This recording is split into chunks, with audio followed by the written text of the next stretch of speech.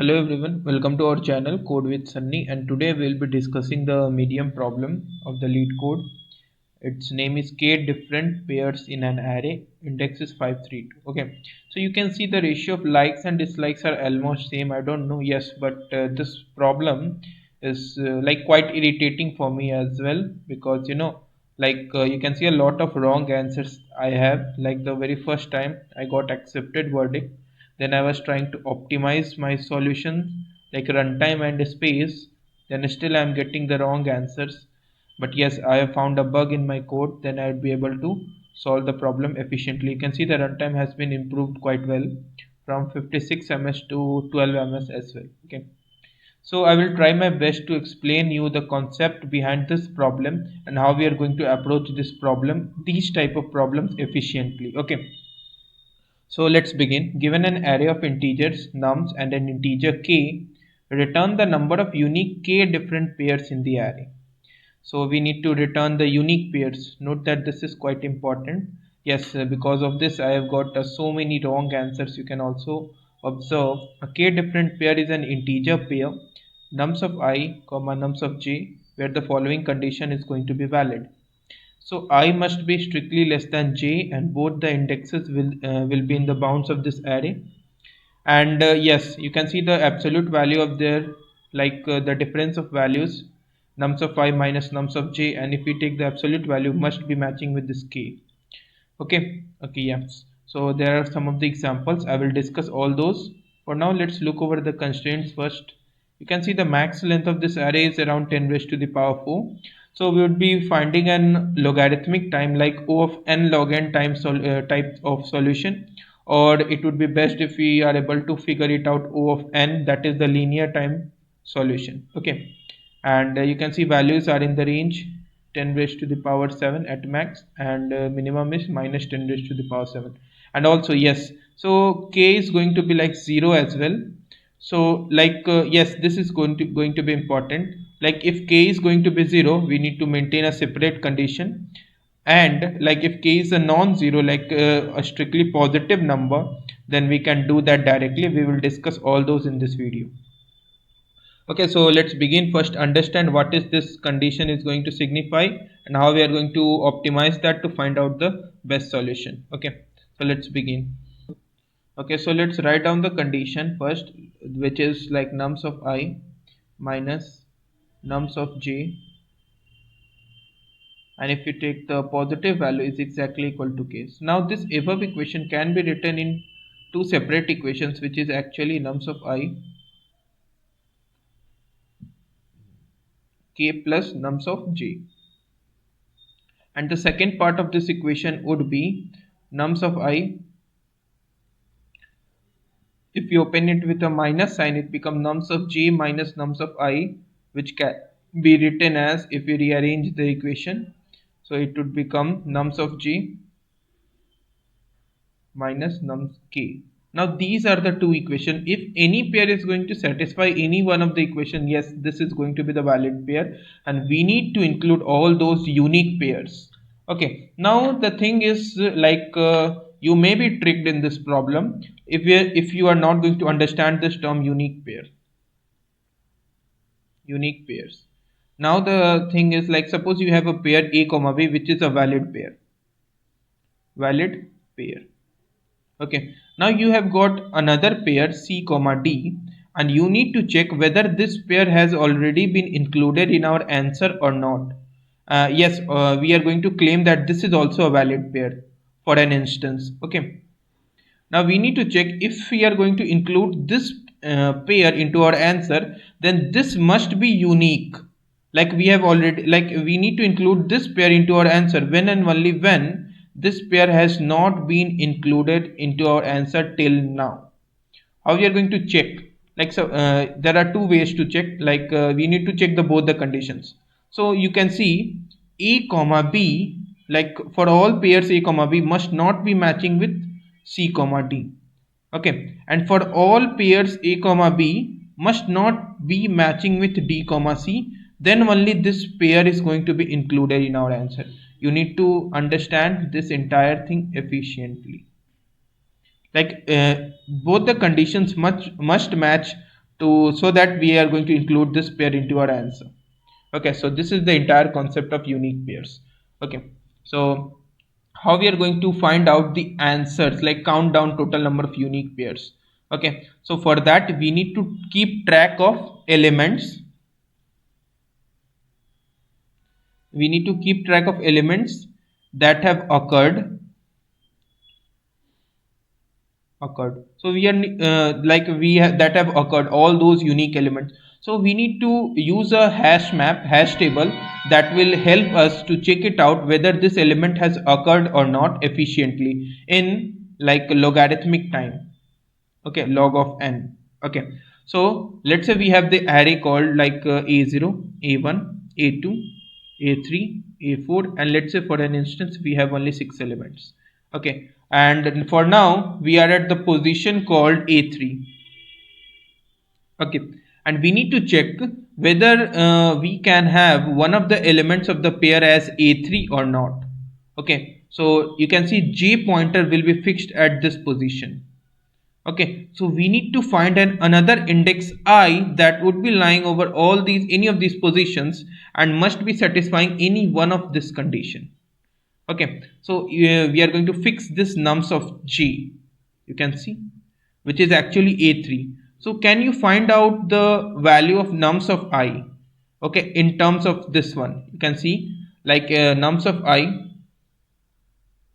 would become, according to this condition, would become k plus a3, and according to this condition it would become nums of I would become a3 minus k. Okay, so at this position, if we are able to find out among all these positions like a0, a1 and a2, if there exists a number whose value is k plus a3, then we are done. Then we can say yes, we have a pair, we like this can be a valid k plus a3 and a3. Also we need to check it out if whether we have a pair called a3 minus k or not, like whether we have an element of value a3 minus k or not. Yeah, if it exists, then we are going to write a3 minus k and a3. This can be a valid pair also, we need to check that also. Okay, now how does this searching will be improved efficiently? You can see, as I've already said, we are going to use a hash table that will help us to search for an element efficiently in logarithmic time. In the best case I'm talking about, there can be a O of one way of searching using an unordered set, or unordered set, but in the worst case that will also work in like O of n time. Okay, so for now let's focus upon how we are going to use a logarithmic time using a hash table. Okay, like you can also use an unordered set type of thing, but I'm going to use a direct set int. Okay, for now. Okay, so you can improve that also later. Okay, so we need to, like, we can, if we are able to find k plus a3 or a3 minus k, then we can say yes, this can be a valid pair and this can be a valid pair. Okay, now the next thing is like how we are going to check that the pair is going to be valid. So again, like we need to keep track of another, like we need to keep track of all the pairs which are already taken. So we are also going to maintain another set of type pair int comma int, which is going to say all the pairs which are taken. Okay, now suppose we have a set of pairs which are already taken, let's say a comma b. So we will always push a comma b and b comma a both. Why I'm going to do that? Because suppose we have another valid pair comma c comma d, then we need to check both the conditions, right? C comma d as well as d comma c. Okay, so that's why in the our original set with in which we are going to search, we will always push valid pairs of type a comma b and b comma a. So suppose we want to check whether this pair has been taken or not, so we will easily search s dot, let's say this set has the name s, then we will search s dot find k plus a3 comma a3, and if it returns if this condition, like we are going to find out this element in the set, it means that this type of pair has already been taken. Okay, and so we are not going to take this pair, okay, because it will violate the condition of unique pair.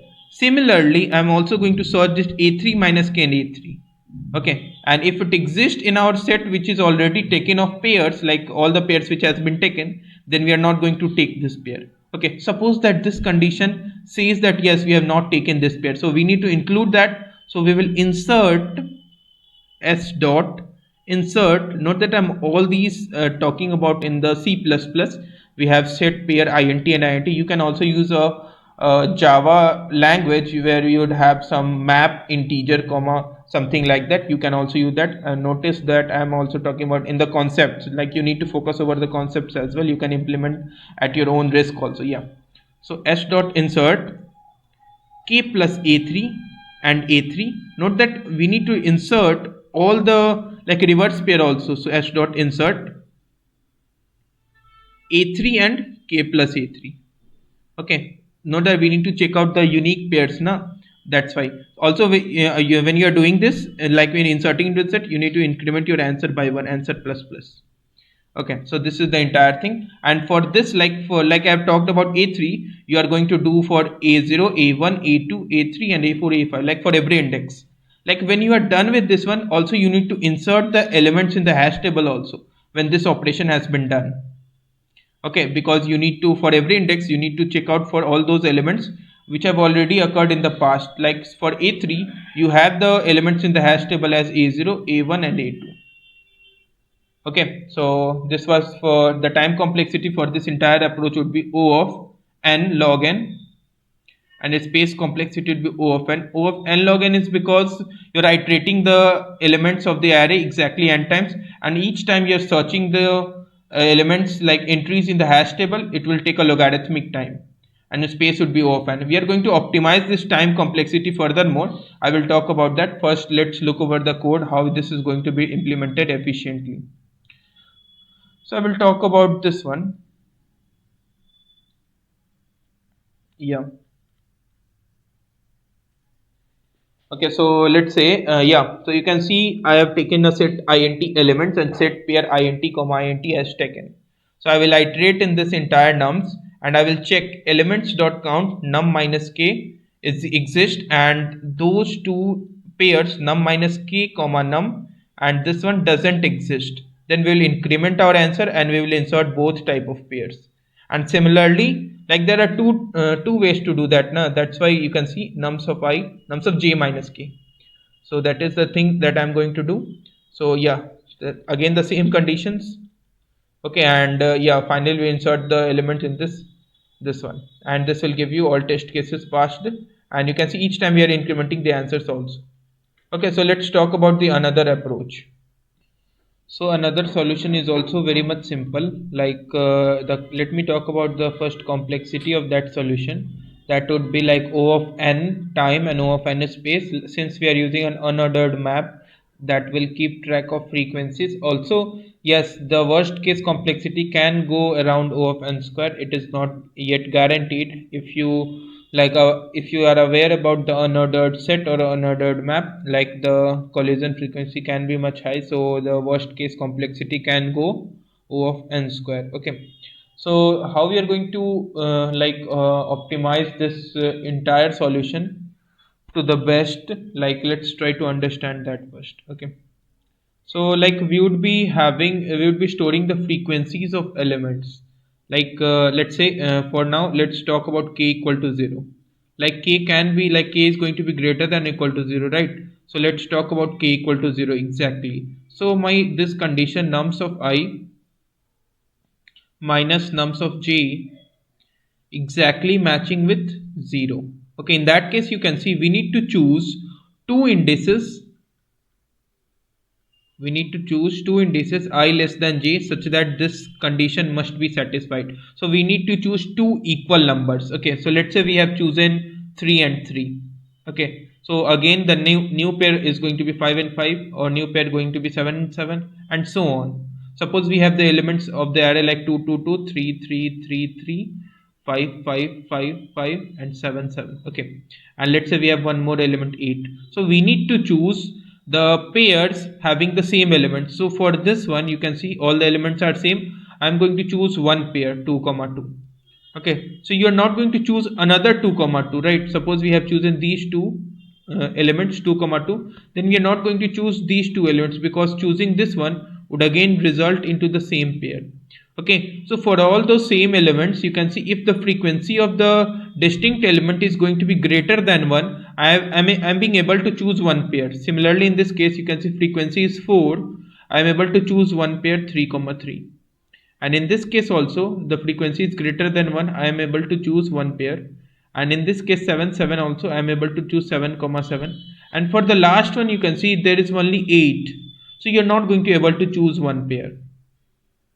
Like you're not going to choose 8 comma 8, because you can see I and j must be distinct. Okay, so when k is 0, you need to keep track of all the distinct element frequencies, and if a particular frequency, let's say frequency of 2, is going to be greater than 1, strictly greater than 1, you are going to increment your answer by 1, answer plus equal to 1. Okay, this was for about k equal to 0. And what about k is not equal to 0? So let me write down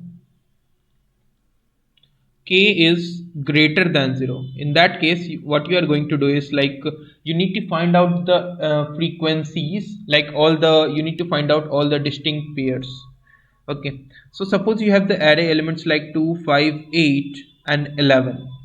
Okay, so you need to find the elements, like you need to find the pairs a comma b satisfying the condition nums of I minus nums of j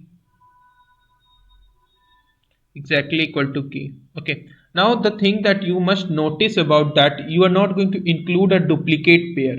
Okay, so for that, let's try to understand this with a small example. Like suppose you have fixed the let's say suppose you have fixed the value 5. Okay, and suppose k is going to be 3.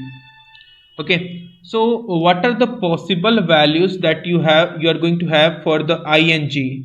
Note that all these elements are present in a let's say a set, or in a map also you are going to have the distinct elements entries. Okay, so suppose you have fixed this value 5, so you are going to get the elements as 2 comma 5, like this one, and you are also going to get 5 and 8. You can see the difference of the elements is coming out to be 3, and here also it is coming out to be 3. So if you fix 5, you are going to choose two elements 2 and 8, and the pair is going to be this one. Okay, now if you are done with this 5, and if you are going to move to the 8, let's say I'm talking about this 8 element 8 equal to 8 right now. Okay, for the element 8, you can see that I'm going to have the pairs, like two valid pairs would be 5 and 8 and 8 and 11. Okay, now you can see these two pairs are exactly matching, but we need to include, like we need to increment our answer exactly one time. So how do we keep track of that? Okay, so for the best case, what you are going to do is, like for every distinct element, note that I'm talking about every distinct element, because we need to include only unique pairs. That's why I'm talking about every distinct element. Suppose you are at this element 2. Okay, so you will check if 2 plus k is going to exist in our set or not, that is 5. If 5 exists in our set, you will include the pair 2 comma 5 into your answer. Okay, now let's talk about the value 5. Note that I'm each time picking out the distinct element. Okay, if I will extract the value of 5, I will check it out 5 plus k exist in our set or not, that is 8. If 8 exists in our set, yes, we are going to have a pair called 5 comma 8. Note that you can also search for 5 comma, like 5 minus k. This is also a valid search, which is actually 2, but yeah, you can also find the 2 over here. So if you will include this one, you are going to have a pair 5 comma 2, but this pair is matching with this pair, so you should not include this one. That is, you are going to always move in only one direction, and the direction is going to be like 5 plus, like the element value plus k. Okay, like you are going to always move in the either element plus k or element minus k, only one direction. Okay, so you will check for the element 5 plus 3, which is 8. Yes, it exists.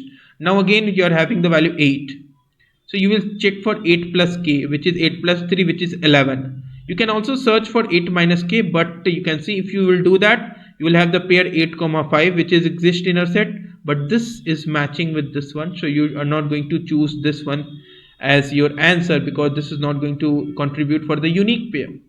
Okay, so you will always search in only one direction, 8 plus k. Okay, you can also search for 8 minus k. In that case also you are going to search for every element the same value, element minus k, element minus k, element minus k, like that.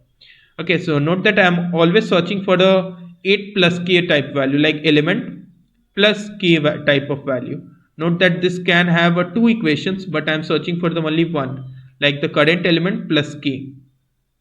So if that exists in our set, you need to increment your answer by 1. Note that each time I am picking out the element, only distinct element, because if you will repeat the same thing, like if you are at 5 and you will search for 5 plus k which is 8, like 5 plus 3 which is 8, so you will have a pair comma 5 comma 8.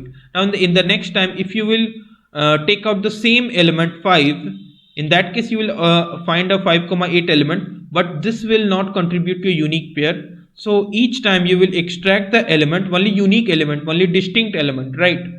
So this will give you the correct answer, right? That's what I am doing the same mistake. You can see I have a wrong answer also. So let's look over the code. So what I've done is like here I've tracked the frequencies.